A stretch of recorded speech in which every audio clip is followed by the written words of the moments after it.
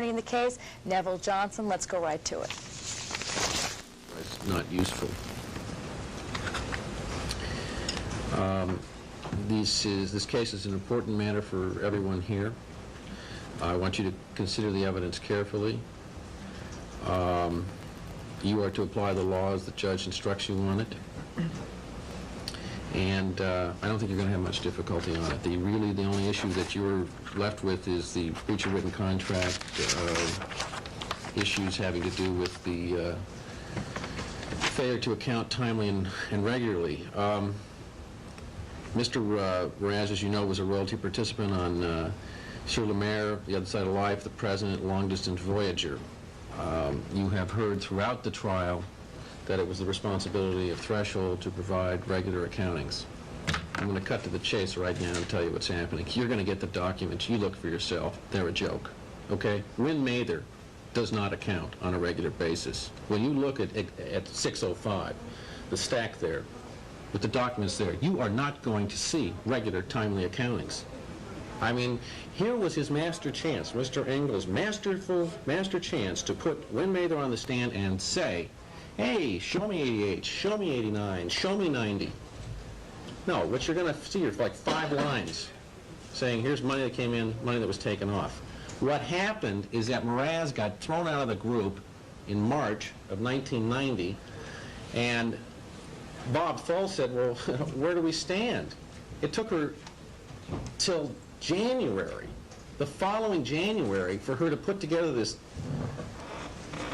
pathetic one-page document that says, here's a recapitulation. We went all the way back to 1983, and it's all going to be charged against you. When there had never been timely and regular accountings to Mr. Moraz before, and certainly not the previous 3 years, in terms of detail that should have been provided to him so that he knew where he was at. He was treated as basically one accounting unit, a continuing relationship. What I found equally fascinating was that it took something like 30 hours of extremely sophisticated CPAs to try and figure out what was going on, and they couldn't do it. Richard Johnson said, look, I never saw anything like this in my life. And I tried to reconstruct with the records they were willing to give us, but you know, all I can say is I found some really big errors. Now, we're not saying that all. Counsel can't say that he found errors and can't mischaracterize the testimony that way. Judge, I think it does. Richard Johnson talked about, I don't know if it was 8,000 pounds or dollars or whatever it was. I showed it to Fred Walensky, and he said, well, I can't explain it. I mean, he can't explain. Fred Walensky said he was so confused that he just said, well, what I'm going to do is go add up one side and see if it matches with the other. But then when I tried to ask him in simple terms, is that what you did? He gave me some kind of gobbledygook I couldn't quite understand as to how he figured it out. Interesting that Mr. Walensky gets hired about 2 weeks ago, and they don't even give him the documents that were provided to counsel by Win Mather. Remember when I gave you all the documents? And he's going off of our documents. And for some reason, touched upon, we never got to get into Threshold. It's inner sanctum for some reasons.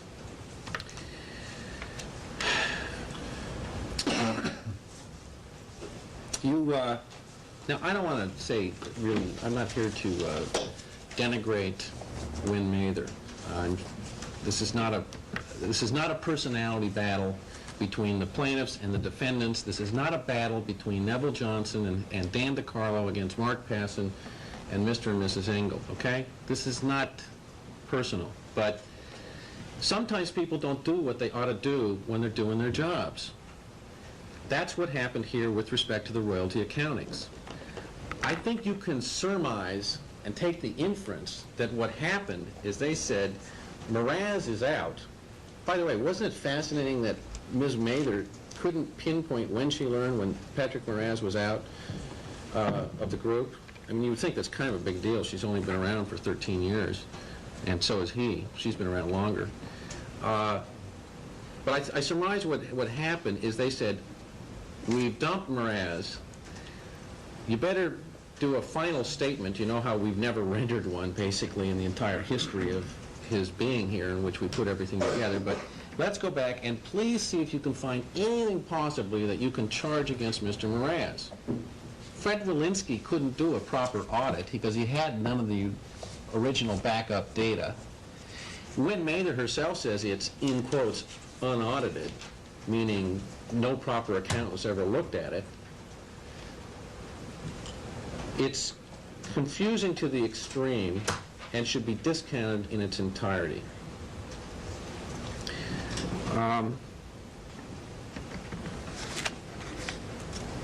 Then it's what's also peculiar with these statements is how they would then they all of a sudden start changing.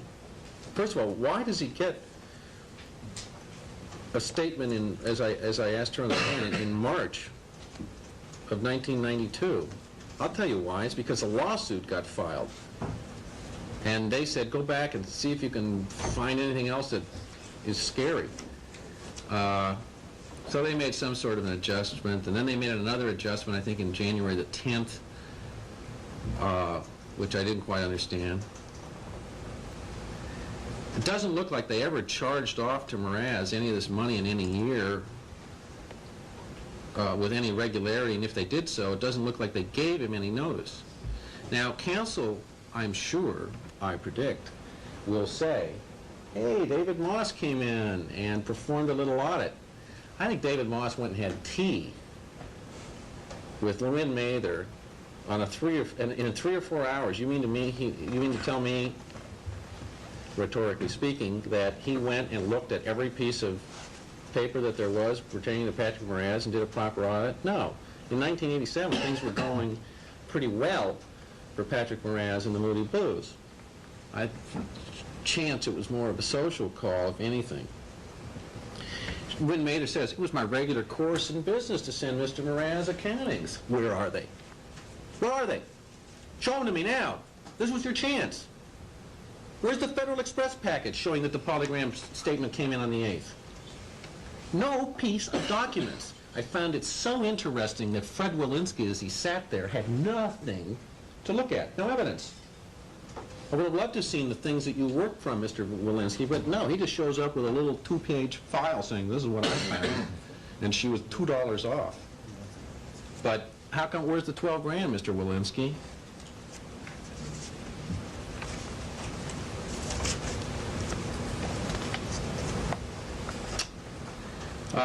You can see that Patrick Moraz is helpless, and they knew it, and vulnerable. He has no CPA representing him. He has David Moss till 87 when he has a heart attack or so, and then he's got the railroad car fellow, Mr. Thull, who appears to know nothing about the music business. So they figure, let's just do it this way, pay him as little as we can, and they're astonished. They cannot believe it that Patrick Moraz is suing them and in trial right now. They just figure there's no way this guy's ever going to come after us because he's got no money and we know it. And we'll be able to put up a smoke screen and defend. We'll bring in a guy who's represented a lot of famous people like Fred Walensky, and he'll say everything's okay. Yeah, well, that's called evidence and documents and testimony that supports it. Very interesting to note the testimony of the 4 remaining Moody Blues, who all say, hey, I have no idea what our obligations are to Patrick Moraz in terms of paying him or paying attention to it. I don't want to be bothered, basically. So gentlemen from Threshold could care less. In fact, that's the whole deal. It's pulling teeth to get paid by the Moody Blues.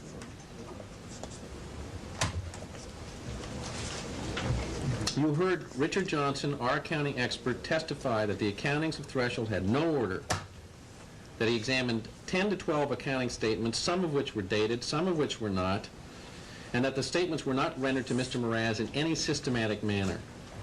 In other words, there was no method to the madness. They were not sent out quarterly, annually, or even semi-annually. They were just sent, apparently, whenever Threshold got around to it, and we can't even determine when they got around to it. You heard Miss Mather, Threshold's accountant, testify to essentially the same thing. And you found that she also has, at best, a faulty memory. I mean, when I just tested her a couple of times, she doesn't really know, and then when her deposition testimony, I don't think she came across as a terribly forthright person. There was an underlying current of evasiveness.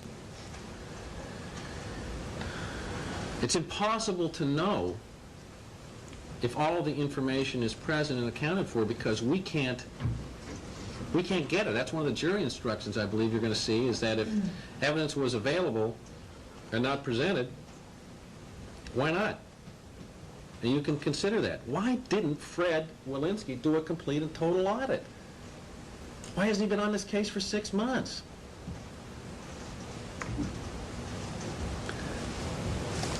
Why did Wynn Mather bring all the documents and show us?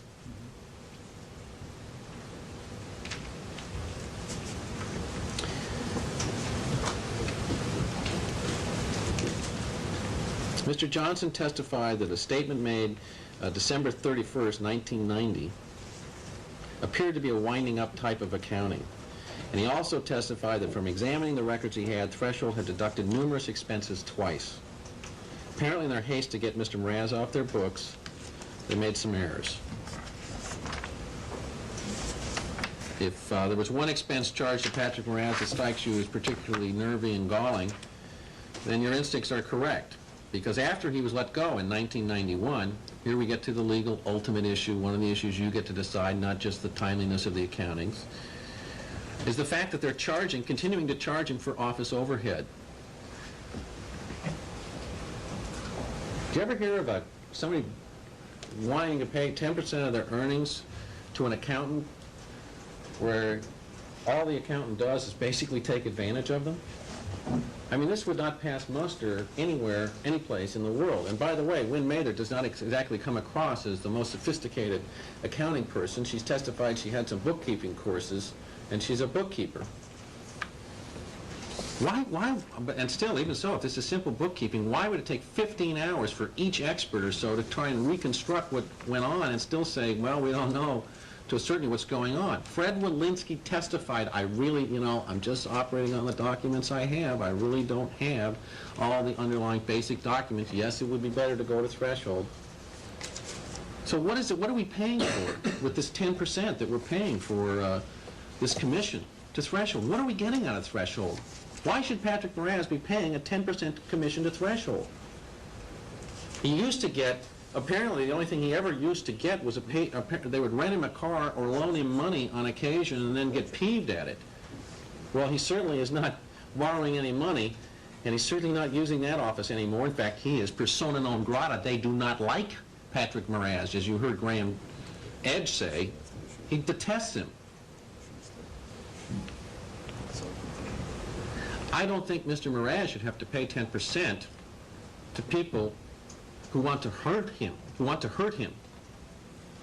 have no interest in seeing that he's paid on a timely basis, and will only do so at the point of a gun, rhetorically and legally speaking. Why did we never get an answer? When we knocked upon the doors, we asked 1,000 million questions about the love and hate and war amongst this group, and take a look at the testimony you got from people, from everybody in this group. You think they came across as real forthright people, wanting to tell you exactly what's going on? No, it was pulling teeth, every single question. Again, without getting into any of the other issues, let me just say tactically what happened in this case. I took all of the defendants on as hostile witnesses first, because I wanted you to see what was going on. I wanted to line up their story, and let's see how it lines up. And without going into all of the evidence, and you can go in and discuss among yourselves, there's 1,000 million inconsistencies. And it's a question of balance. Who? Well, we're going to continue with more. So many people who are trying to be free. And what I'm driving by is so many words. Language barriers broke. Now we're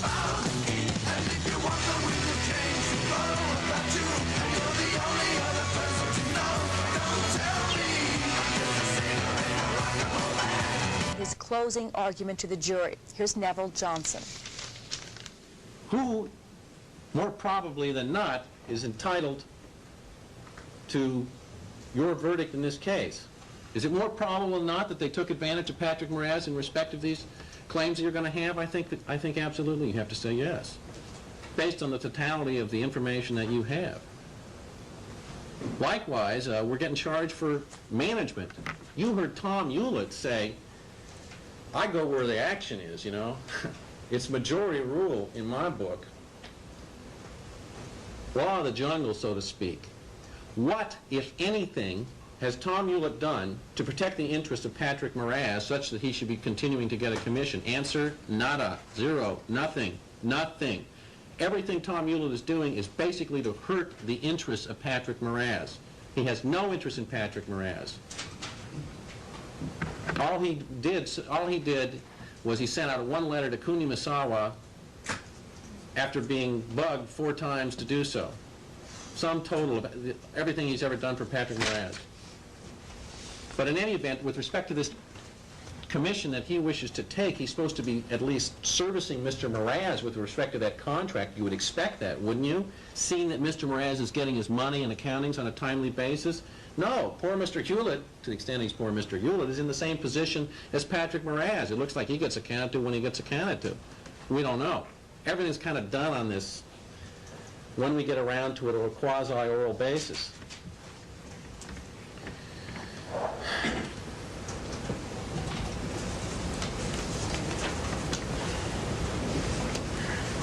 It stretches the imagination to beyond credulity or rational thought to think that Patrick Moraz should have to pay money to Threshold and Mr. Hewlett when they have no interest in rendering any services to him and living up to their part of the bargain. In fact, it's just plain unfair to think that he should have to pay for their office and overhead and give them money which they want to utilize in return to work against him.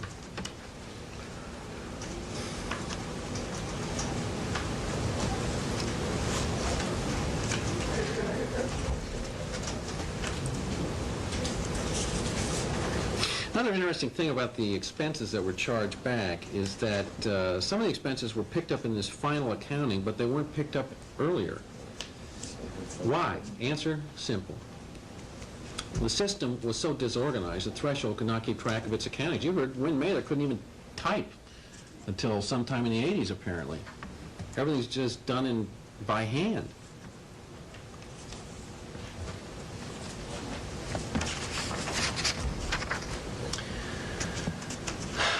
Doesn't appear to be any debate on the polygram earnings. Doesn't appear to be any debate on that, 3975. Doesn't appear to be any debate on the interest if the claim's upheld, so I think that the 142,643 is the applicable figure.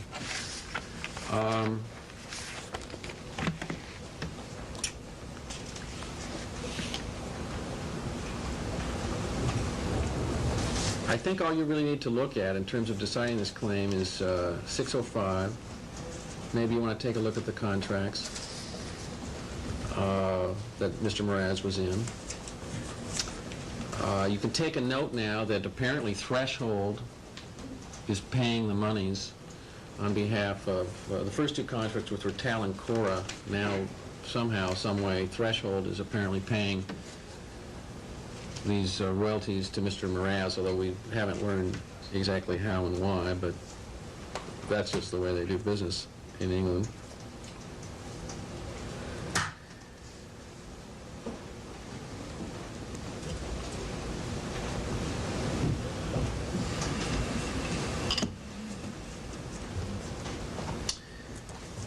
There are some letters in there, I believe, some correspondence from Mr. Thull, perhaps requesting accountings.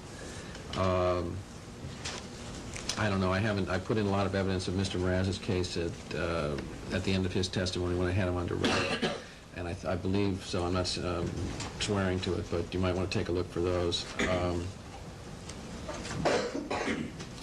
Win Mather said Well, you know, the backup would have come off, would have been sent along with the accountings and the letters, or some sort of a cover letter. Where were they? They're missing, folks. No backup, no credibility. That's the rule, I say. I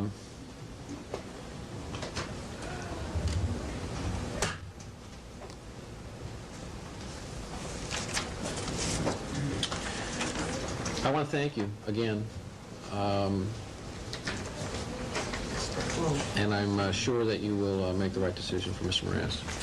John Engel, the defense attorney in this case, is known as what's called a contract buster. He's been called, he represents mostly artists against record companies. He's not afraid to take on record companies. And he said that, I've never seen an accounting that's proper since I've been in this business.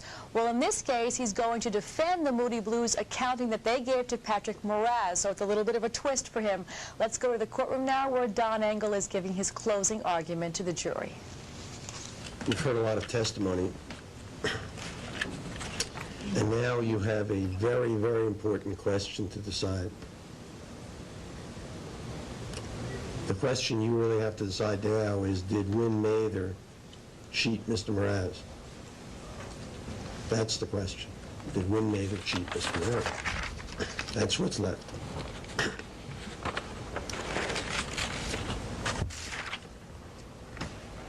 Could we have the other chart up there? The second of it. You have up here as an exhibit the document that was marked up by Mr. Richard Johnson when he testified. I'm waiting now so we can put up the other document that's based on the testimony of our witnesses.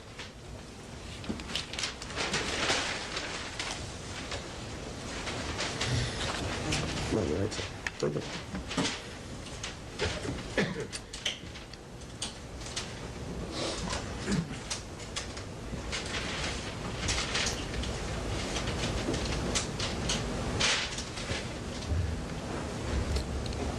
The charge made in each of the causes of action that you have to decide, the 9th through the 12th, is basically that in the consolidated accountings for the 4 albums that are represented by those causes of action, the 4 albums that Mr. Moraz played on and was entitled to either 16 or 17.5%, each of the causes of action, 9th, 10th, 11th, 12th, refers to one of those albums. And the accountings that you saw, and those numbers, refer to all of the royalties and all of the expenses for those albums. And what is left for you to decide is the breach of contract claim that Mr. Moraz was underpaid royalties in the amount set forth on that board based on the evidence you heard and the documents you will have in the jury room. Now, no one has ever said in this case that these individuals signed written agreements for each album have any problems. Mr. Moraz is entitled to be paid for those 4 Moody Blues records that he played on, so long as those records are sold. Ms. Mather has in fact been sending him statements and checks, except in those cases where it had already borrowed or it had the money advanced to him, which as she said was more often than not, every 6 months for about 10 years, right up to this month when she got the statements from the record companies. As she said, she attempts to pay in accordance with the agreements and in accordance with when the record companies pay her. This time the record company was a couple of days late.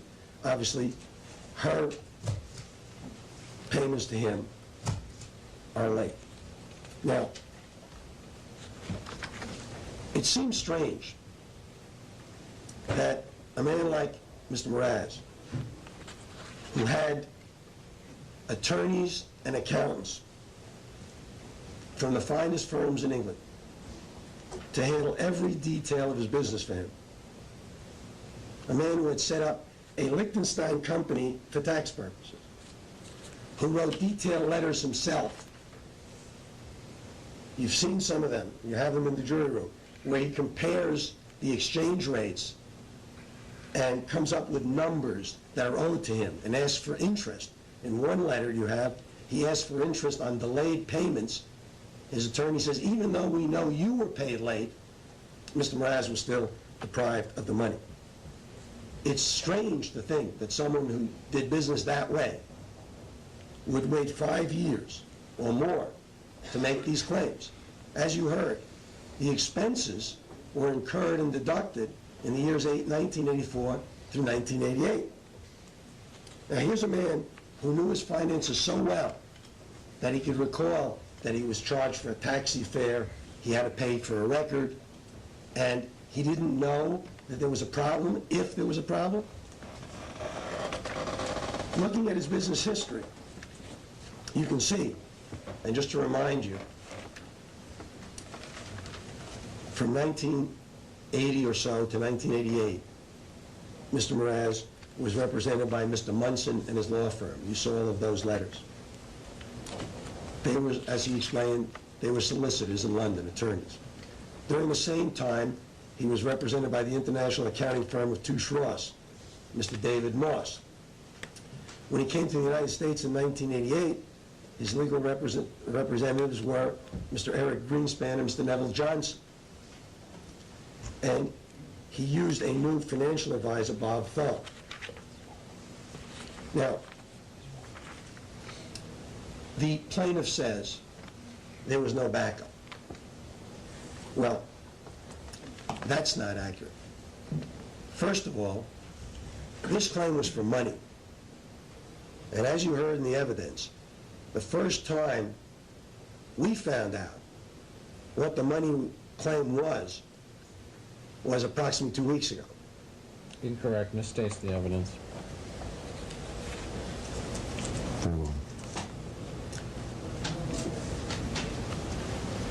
When Mr. Johnson came in with these numbers and these exhibits, as pointed out in the evidence, prior to that time, there was no number ever given. In fact, Mr. Johnson, if you remember, that 90,000 number, 92,000, the first time he made the claim 3 weeks ago, the number was 6,000 there. Then 2 weeks ago, he came up with a different number. Now, based on that, we brought in an expert, and you heard him. I'm going to talk about that more. But what I would like to point out to you now is this.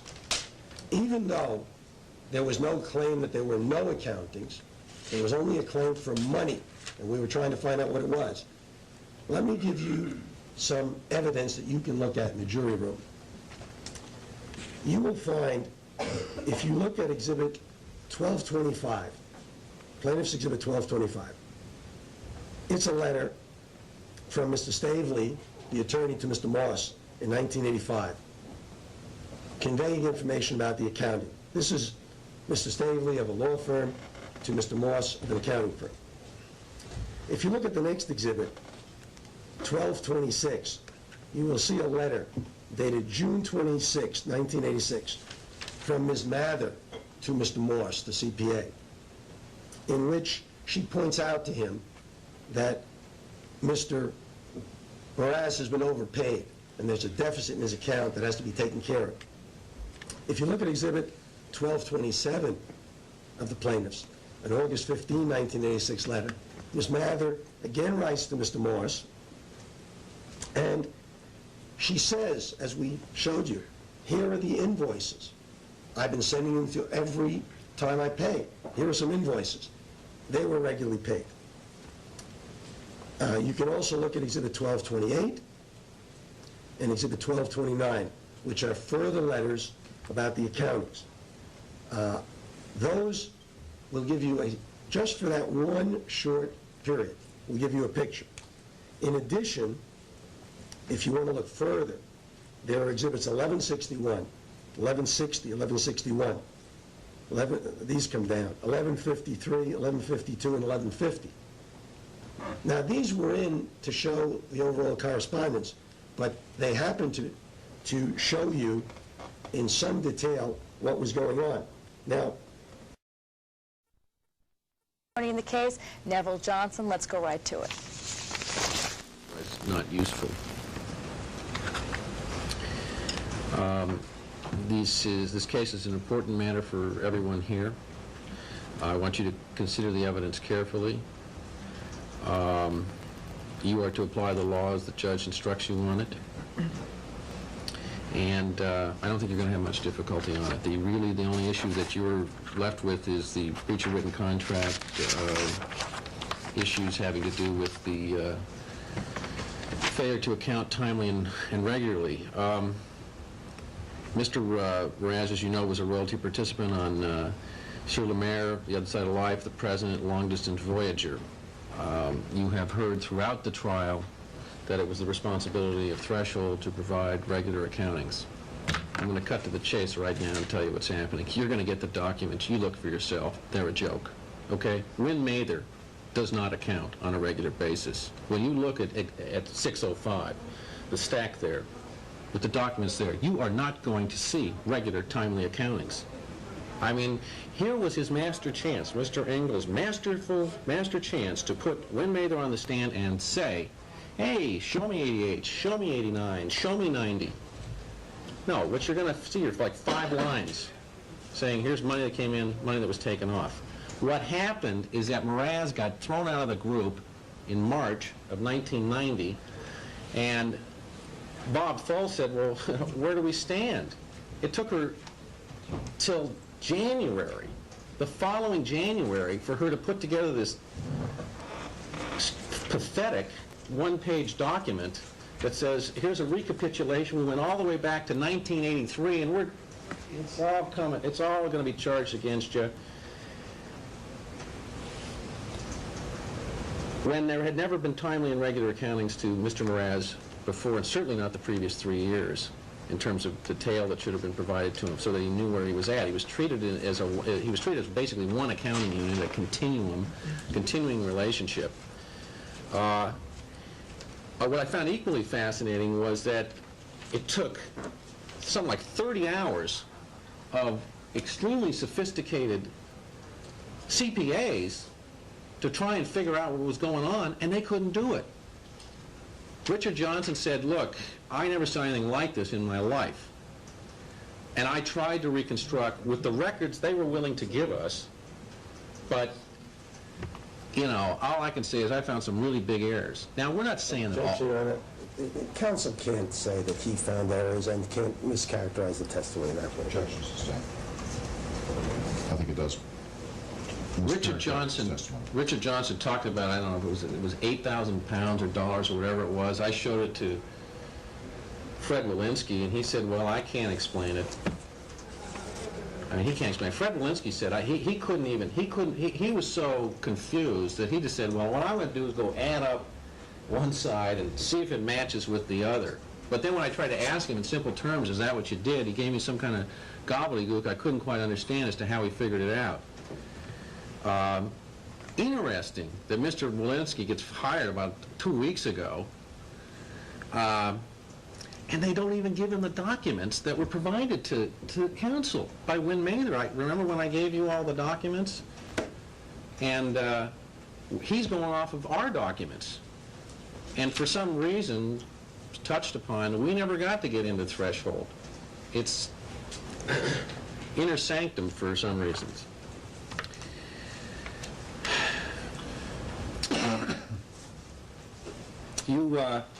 Now, I don't want to say, really, I'm not here to denigrate Win Mather.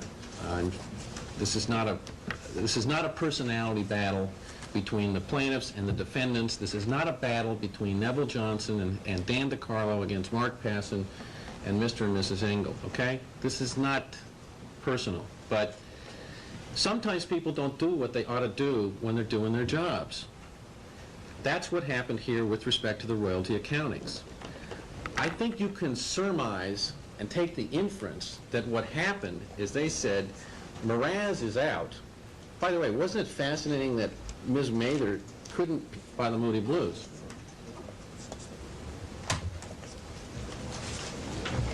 You heard Richard Johnson, our accounting expert, testify that the accountings of Threshold had no order, that he examined 10 to 12 accounting statements, some of which were dated, some of which were not, and that the statements were not rendered to Mr. Moraz in any systematic manner.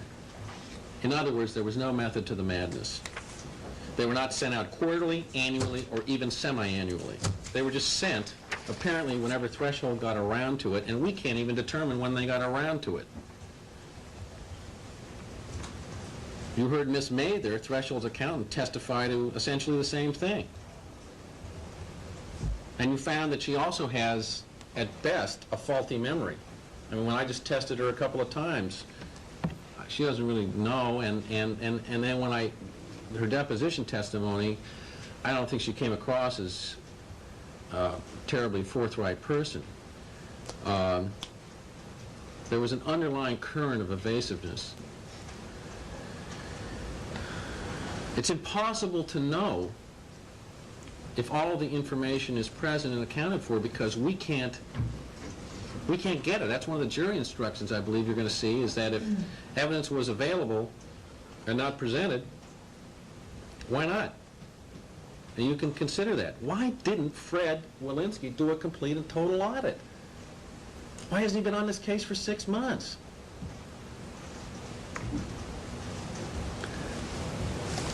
Why did Win Mather bring all the documents and show us?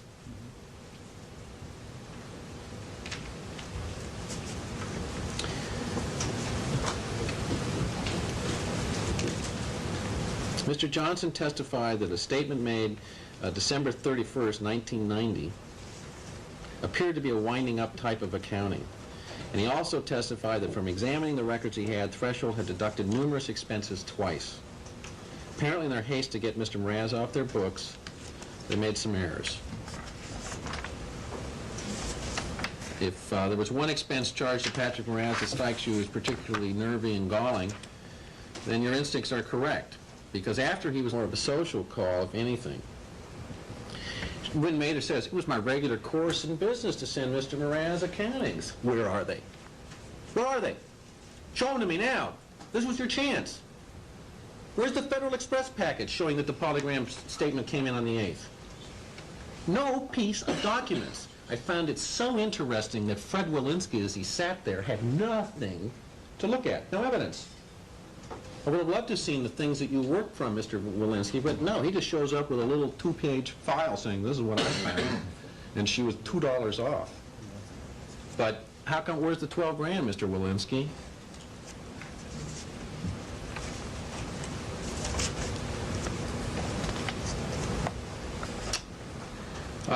You can see that Patrick Moraz is helpless, and they knew it, and vulnerable. He has no CPA representing him. He has David Moss till 87 when he has a heart attack or so, and then he's got the railroad car fellow, Mr. Thull, who appears to know nothing about the music business.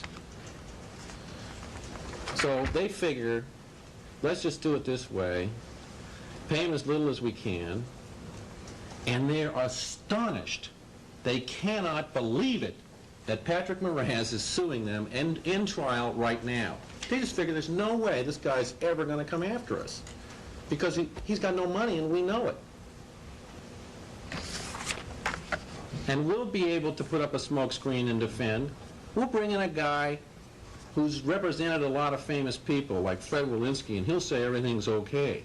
Yeah, well, that's called evidence and documents and testimony that supports it. Very interesting to note the testimony of the 4 remaining Moody Blues, who all say, hey, I have no idea what our obligations are to Patrick Moraz in terms of paying him or paying attention to it. I don't want to be bothered, basically. So gentlemen from Threshold could care less. In fact, that's the whole deal. It's pulling teeth to get paid. Pinpoint when she learned, when Patrick Moraz was out of the group. I mean, you would think that's kind of a big deal. She's only been around for 13 years, and so has he. She's been around longer. But I surmise what happened is they said, we've dumped Moraz. You better do a final statement. You know how we've never rendered one, basically, in the entire history of his being here, in which we put everything together. But let's go back and please see if you can find anything possibly that you can charge against Mr. Moraz Fred Walensky couldn't do a proper audit because he had none of the original backup data. Wynne Mather herself says it's, in quotes, unaudited, meaning no proper account was ever looked at it. It's confusing to the extreme and should be discounted in its entirety.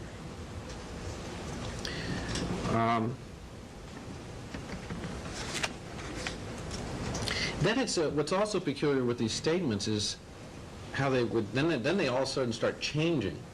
First of all, why does he get a statement in, as I asked her on the phone, in March of 1992? I'll tell you why. It's because a lawsuit got filed, and they said go back and see if you can find anything else that is scary. So they made some sort of an adjustment, and then they made another adjustment, I think, in January the 10th, which I didn't quite understand. It doesn't look like they ever charged off to Moraz any of this money in any year with any regularity, and if they did so, it doesn't look like they gave him any notice. Now, counsel, I'm sure, I predict, will say, hey, David Moss came in and performed a little audit. I think David Moss went and had tea with Wynne Mather on in 3 or 4 hours. You mean to tell me, rhetorically speaking, that he went and looked at every piece of paper that there was pertaining to Patrick Moraz and did a proper audit? No. In 1987, things were going pretty well for Patrick Moraz and the Moody Blues. I chance it was more